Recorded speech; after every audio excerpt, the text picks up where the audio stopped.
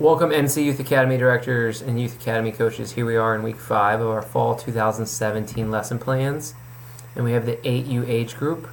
So here we are, week 5, September 18th. Hopefully I'll get to see many of you at the Directors of Coaches meeting tomorrow. If you haven't reached out to Bill or myself, just let us know, and hopefully we'll get to see you there. But again, we are now entering a new module for our 8U players. It's going to be ball striking with a teammate, so passing and combining. The pacing for our lesson plans for the year all culminates in the NC statewide showcase. Get some of those ITPs into me, get those schedules in so I can start making tentative schedules and reviewing your accommodations as needed. And so as I said here, it's going to be the first installment of our combination or ball striking with a teammate, and we're looking at passing and receiving one. And so the overall big picture is we want to improve our passing of the ball, specifically our inside of the foot push pass, and developing our ability to work with a teammate. So as they arrive, the topic and our guided questions, our guided discovery, and our free play, our 3v3, 4v4, is going to be related to passing and receiving. So as players come, encourage them to join and make a new game. Redistribute gear and equipment such that players can initiate the games themselves, and try and encourage them to improve the passing of the ball inside of the foot, the push pass, with a teammate, either into space for a teammate or hopefully to their teammate's feet, so that they can maintain possession of the ball. So the first game we're going to look at is really going to focus on the ball striking element, because this is the first module within the 3-week modules related to ball striking. So it's a game of ball tag, a game of last person standing. I call it a little game of Pac-Man. So you got your little ball arsenal here, and one person will start with the ball, and they will run around with the ball, and they will try and tag players by passing it below the knee. And they'll try and tag all the other ghosts. If you get hit, then you go to the arsenal and you get a ball.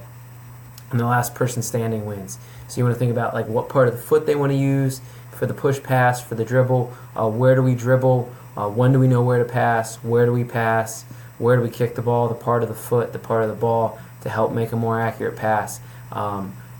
Making a pass to a target or where a target will be will simulate a player moving and your teammate moving, which will then connect to our next activity. So here we go with our second portion of the practice. It's going to be passing races to goal. So we have a group here on the bottom left, a group on the bottom right, and at the top left, right, and the top left, and there's a goal for each. Coach will say go, and they've got to combine or share, is the word I like to say, with a teammate, and then they've got to score the goal. They're not trying to steal each other's ball, so they're operating in the same space, and they're competing against each other for time to see who can score first. And the key is that you want to see who can have the fastest goal, who can have the most passes and the fastest goal. So if they just knock it back and forth, they're obviously not going to have the fastest goal. Angled passes, where do they move once they pass? When do they move? How do they move? And then you can invoke certain themes such as like scoring in the ground, scoring in the air. It's got to hit the net in the air. All those little ways to incentivize behaviors and not restrict behaviors while we're passing with teammates unopposed to goal.